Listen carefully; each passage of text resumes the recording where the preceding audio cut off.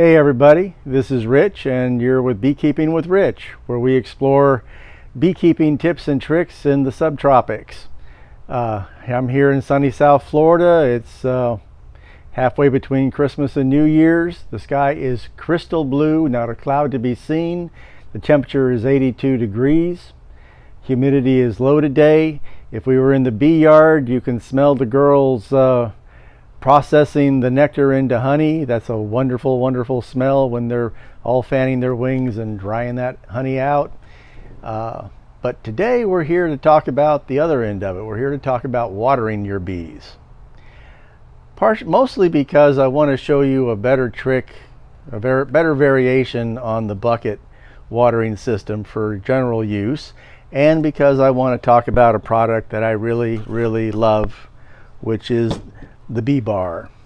And we're going to give you a few other tips and tricks on watering your bees as well. So let's get started. The first thing I want to do is talk about the bee bar lid. Now, if you've been beekeeping for any length of time, you've been doing this. A jar lid from a ball jar, punch some holes in it, and after a while it starts rusting, and then it rusts some more, and they're a fight to get off and on, and they're just always a pain in the butt, and you're forever replacing this inner cover because they rust up and clog, and there's nothing you can do about it once they've done it. The bee bar isn't cheap. They're about $4.50 a piece. There's going to be a link to the Amazon site for them down below. I don't have an Amazon affiliate thing or anything. I really love this product is all. And where's it at? The link in the show notes down below. They can find it on beebar.com. They can also find this at thebeebar, BAR.com, and order directly from them if you wish, or you can order it through the Amazon link. But these spin onto a bottle really fast and easy. They're really secure. It's just a small mouth jar, whatever size you want to use. To clean them, you put them in the dishwasher. And here's how you use them to water. This is a Boardman feeder. I would never ever feed my bees with a Boardman feeder, because I don't know how it is where you are, but down here that's just an invitation to robbing. But a Boardman feeder works great for watering your bees. Slides right in, fill this up with water, and away you go. The bees have a source of water right there in the front of their hive. They don't have to go into your pool, the neighbor's pool, the neighbor's hummingbird feeders, and anything like that. The water I put in here, now this is a little amusing, but if you've been a beekeeper for any length of time, you know the truth of the statement. Bees seem to like pool water better than they like anything else. So it's really the mineral content. Now, here in Florida, we've actually done experiments where they put pure clean water, tap water, pool water, dirty pond scum water. Actually, there wasn't a whole lot of difference in preference, but there was a slight preference for dirty pond scum water and pool water over clean water.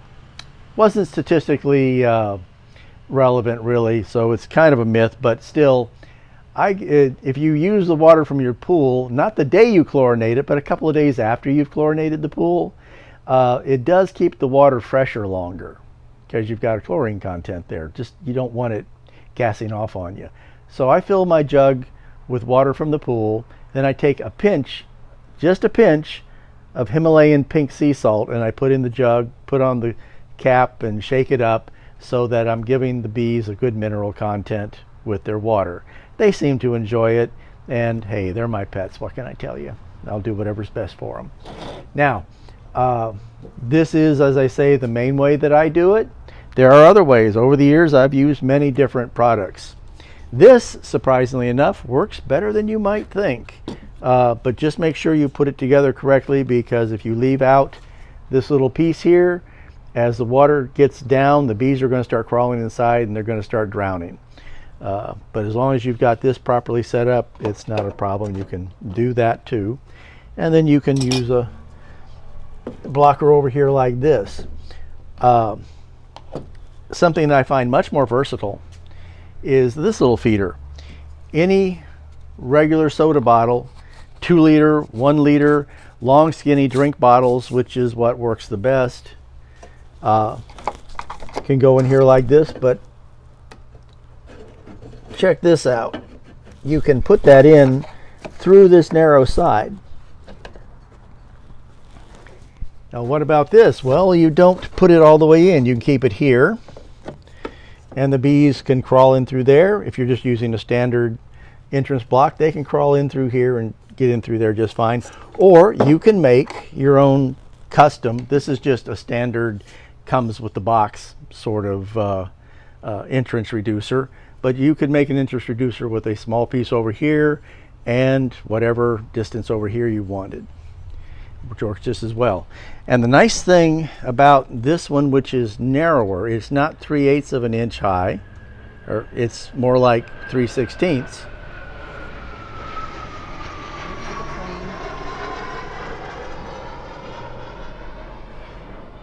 So for people in those areas where small voles and really small mice are a problem, they can get through a 3/8 inch hole like this, but they can't get through the 1/4 inch hole, whereas they can get through a 3/8 inch hole. Or so I'm told. Again, in South Florida, we simply don't have problems with voles and really small mice and things like that. We don't really have much of a mouse problem down here, unless you leave something wide open, in which case, well, you get what you want.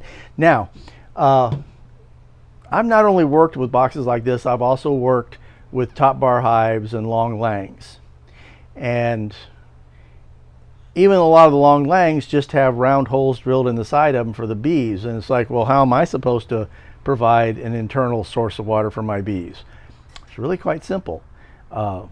However big your hive is, you've undoubtedly got a follower board and you've got some space behind the follower board. Well, all you have to do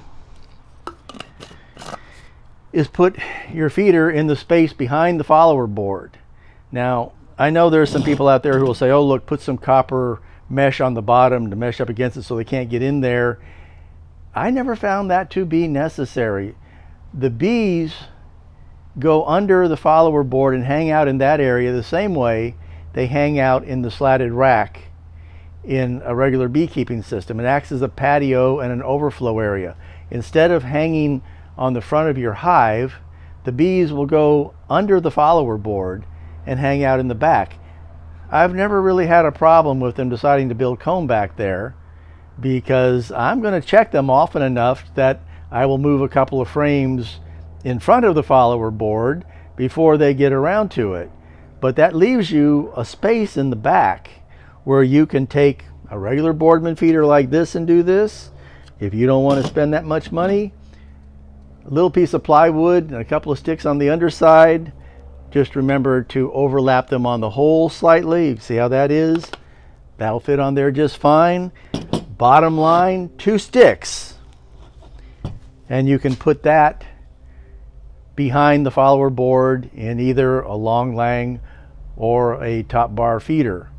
And you can do both internal feeding and internal watering if you want, because I have no problem feeding internally.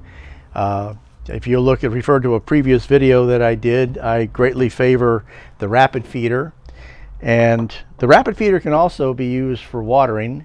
If there's a time of year when you've got plenty of nectar flow coming in, you don't need to feed your bees. You don't need to take the rapid feeder off. You can just fill it with water and they can come up and get the water.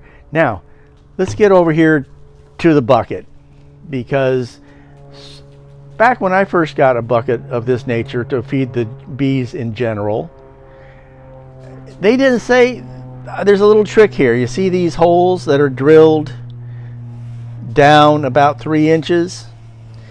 Well, they didn't say anything about that. They said, put water in a bucket, throw some corks in it. You're good to go. Yeah, well, this is South Florida, and we get torrential rains down here. And if you fill the bucket just the way this one is right now, and you put it out there, well, the next thing that's going to happen is torrential rain is going to come along, and all these corks are going to be laying out here covered in mud, because we can fill that much up in an hour and a half sometimes. So after that happened to me, I drilled a ring of holes all the way around here so that rain comes in, but it never gets up here. And I've used this bucket in that manner about 50 yards from my bee yard for a long, long time. This works. Just drill some 1/4 inch holes all the way around, about 3 inches down from the top. Now, I like twofers, and here's your twofer.